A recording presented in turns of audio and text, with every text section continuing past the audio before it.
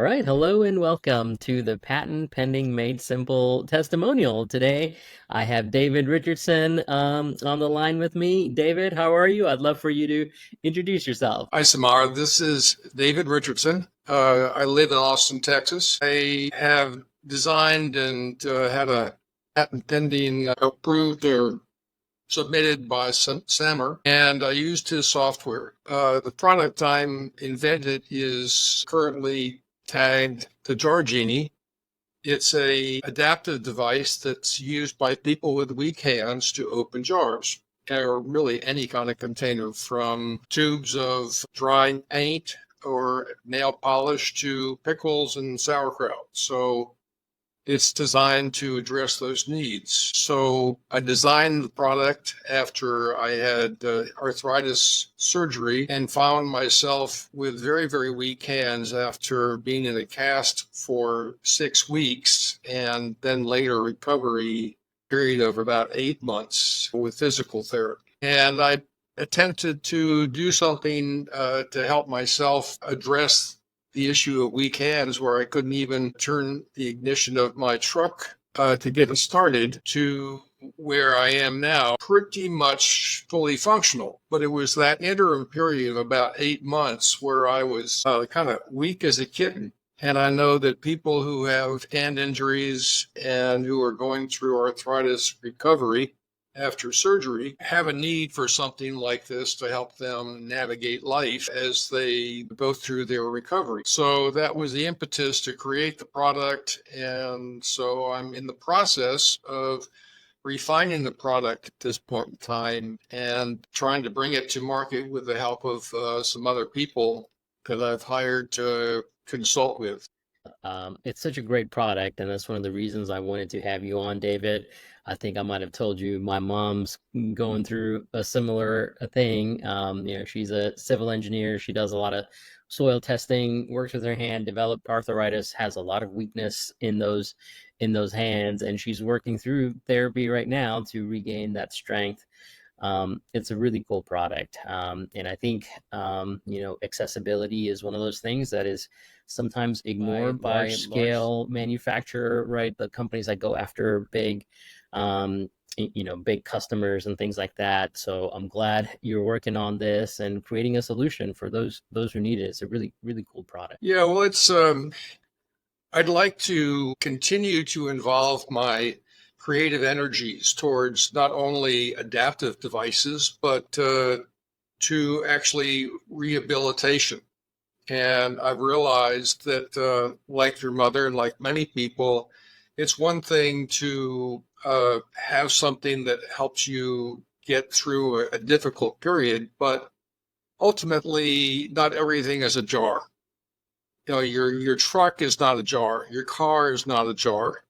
And so you need to actually develop strength in order to, restore your full functionality in the world. And as I look at what I do with this product and with the business that I'm hoping to create, it's as much rehabilitation as it is in developing adaptive devices. So it's a journey, and I hope to continue creating new ideas, new products to help people navigate that space. Yeah. It's very cool, and I'm glad to be a part of this journey with you. Let me ask you, so you found our software. What made you want to choose it over hiring an attorney or something like that, or some of the other options that you might have considered? What was your thought process, if you can walk people through that? Well, years ago, I mean, I've always been an inveterate inventor, if you will, and I've been trying to develop businesses since my early 30s. But I've recognized that other software, there are booksellers out there that are trying to get you to buy books to patent it yourself, for instance. And at my age, certainly, I just didn't have the bandwidth or the knowledge or the depth of experience on how to handle this. I realized that going to a professional was going to be the best way to go for me at this point in my life. And having had the experience and frustration of trying to do it myself, I realized I needed help. So looking through different resources online here in Austin, because I wanted to work with a local attorney and not somebody out in California or something like this online, I found your website. And what drew me to this product was an ability to articulate what the patent was and to write it down myself and be mentored in the process as opposed to being told what the patent application should look like. I like to be involved, I like to be in charge, and I appreciate having the opportunity to do all that under the guidance of somebody who can help me rather than be told how I should present the product.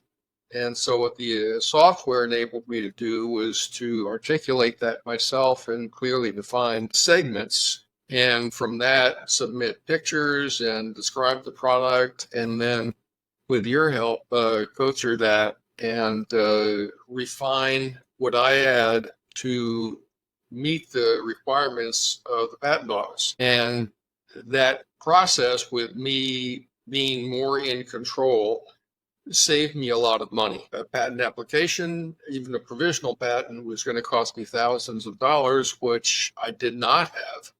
And your software enabled me to do that for much less money, recognizing that I didn't have to teach somebody what I already knew, that I could articulate this myself and then enroll you to help me articulate that more completely. Yeah, I agree. I mean, that is exactly why we developed the software. I always think, even when I'm writing a patent for a client, right, the more engaged the client is, the more details they provide, the better the end product is going to be. But in many ways, we serve as the middleman, right, between the client and the patent application. The software does that job, right? I mean, we use AI as a way to sell the software, and that's sometimes attracts people. But really, the real value of the software, I think, is the framework that we impose on the patent drafting process, right? We have, you probably heard me say this. We think of a patent application as a Russian nesting doll, right? You want to start with the core and then expand the scope of the invention and components of the invention slowly. And the software makes you do that, right? And it helps you kind of organize your thoughts in this kind of Russian nesting doll approach, which is, I think, the real value of the application or the software process. And you were a perfect candidate for it, right? Because you have already thought about all these things. You were like ready to go. I would only slow you down in that process. So I am glad you used the software and you've got really great results. I mean, I think your application was really good. Could you maybe talk us through what you thought when you received the draft? If you had concerns before purchasing the software, if those concerns were addressed during the drafting process or after you received the document. What was that experience like? Looked at patent it yourself, clearly out of my league and not in my wheelhouse. And so what the software forced me to do was to break the process down of what it was that I actually had created. And going through that process, and I don't know, you'd have to remind me how many questions there are, but probably 20. Is that about accurate? Or Yeah, roughly. Yeah, something like that. and each of those required me to articulate the need that was being addressed and how it was being met, and the distinctions that separated what I had from other jar openers. And, I'd certainly look through Amazon to see what else was out in the market and differentiate what I was doing from what they had created. So it was pretty clear to me that what I wanted to articulate. What I got back from the software was not rough, but definitely a better organized text that you set up the AI component of this, and I've used AI to compose things myself. And you set this up so that you're asking the right questions of the inventor so that AI can then articulate that in patent speak to say what it needed to say. So looking at that, there was not a whole lot that I needed to improve. So at the end of the day, it was actually considerably faster to go through an application like what you were doing, what I was doing with you, than it was perhaps to educate a patent attorney and then back and forth and back and forth. And so using artificial intelligence in this way enabled me to speed up the process. And in a product, I think I sent back a list of maybe 20 different edits that were of minor consequence, but just clarifications. But at the same time, it was pretty much spot on as far as what I was trying to articulate. Yeah, I agree. I mean, I thought the draft was very good. It's always good to review, these documents carefully and make sure they're error free. I think all the edits we made were optimizations, right? I mean, I don't think there was any errors, right? So I thought it was a great draft. I had this other client who reached out to me recently, and they were like, "Well, I drafted this application using ChatGPT. Can you just take a look at it and edit it?" And I was like, man, it was so poorly put together. I mean, with ChatGPT and these things, it's like what you put in is what you get out sometimes. It took us over 3 hours to edit the document, right? And that client ended up paying a lot more in that process than if they had just used the software in the first place. Yeah, yeah. Because one, we have custom tuned the AI model, right? So we fed a lot of patents into the model to avoid a lot of this stuff. There's a lot of kind of legalese that we added in there to help reduce the risk there. Yeah, and a lot of times, like if you feed stuff into ChatGPT, it kind of gives you like a marketing answer, which is often not great for engineers and patent documents. So yeah, it's the tuning that we've done, which has made all the difference, right? I mean, yeah. Yeah, you have to definitely, ChatGPT as a standalone product is fine, but you have to articulate precisely the voice and the way that the results are given back to the user. And without that direction, man, I've had some really bizarre things come back at me from Yeah, ChatGPT. yeah, So I I know agree. of what you speak, believe me. Yeah, well, and not to mention if you're typing stuff into ChatGPT, they say in their terms of service that they could use it to retrain their models and things like that. So you've got to be really careful about those things. So we have a contract with OpenAI, which gives you greater protection. So all those Oh, things you got to really? be careful of. Well, Yeah, that does make sense because there are agreements that anything you put in there can be used by other people or used by the company yeah, to improve their model. yeah. What amazes me is that this individual came to you with something that he had prepared and it actually ended up costing him more than if he had just used your model to start with. Yeah, I agree. I agree. And it would have gotten a better work product out of it. So that's sometimes it's helpful, sometimes it creates more work, but I mean it's still faster than having done it all from scratch, right? By reading a book or something like that. So there's Oh my value in God, both. yes. Yeah. Yeah, I agree. Well, I don't want to take up too much of your time. You've been so helpful. Is there any other parting words of advice to maybe listeners or inventors or thinking about the process or the software? Is there anything that you would like to leave them with? Well, what I have discovered after the patent application, the provisional patent application was accepted, is that I needed to look at naming and trademarking what I had offered.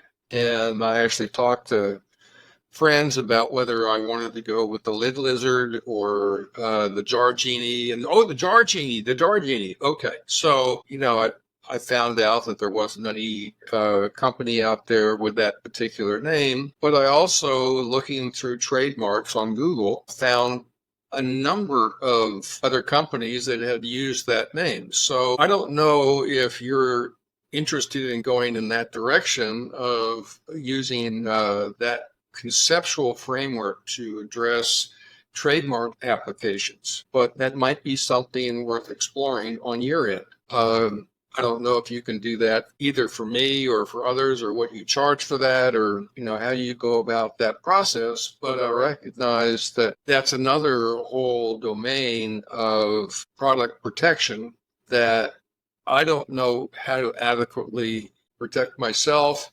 from future lawsuits. I mean, there are other companies here in Austin that help develop small companies, entrepreneurs that were starting their own business. And one of them did have a problem with name infringement, trademark infringement, and they spent a lot of money protecting themselves or buying the rights to use that particular name that they had just modestly changed. I've got that same issue with Jar Genie. So do I need to go to a totally different name or do something like a made up word like Exxon or something like that? Or, I don't know, but it's a product and it's not really a brand. And so making that distinction makes me realize that even though I have a product that I call the Jar Genie, it might be something else in the future, I don't know, but I have a brand that is a more valuable asset that I can develop as a business. I can't make a business out of a single product. Yeah. What I mentioned earlier is that an adaptive device is just a device, but it's not a business. Creating a business requires addressing multiple needs with multiple products, and I would need to be making sales of not only the Jar Genie, but rehabilitation products, perhaps. And so, with that in mind, I need to look beyond the Jar Genie to develop a business that I could either leave to my kids or grandkids or sell to a third party at some future date. So that's my 2 cents. And I don't know if that's valuable to you, but, it's It, my 2 cents. Yeah, no, super valuable. I am not a trademark attorney, but I've actually had this conversation with one trademark attorney who I trust and like working with, and we've kind of whiteboarded what this product could look like for trademarks, right? Because a lot of the same principles apply. So we're maybe loosely coming up with a framework for that, and maybe the next time we talk, we'll have like a prototype built or something like that for you. But yeah, it is true. You're not the only person to have made this comment. They're like, hey, this process was so easy and straightforward for patents. Can you do the same for trademarks? Because that's the next kind of item in line, right? That needs to be taken Okay. care of. So we're thinking about it. I don't know if we're at a solution just yet, but we're thinking about how we might solve the problem for sure. Okay. Well, good luck with that. Yeah, this is helpful feedback for sure. Great. Great. Well, wonderful. I don't want to take up too much of your time. You've been so generous, so helpful. Thank you again, David. I appreciate you saying all these nice things, and I appreciate you using the software and giving me your feedback. So thank you. Happy to do it. Take care, Samar. Yep. Thank you. Take care.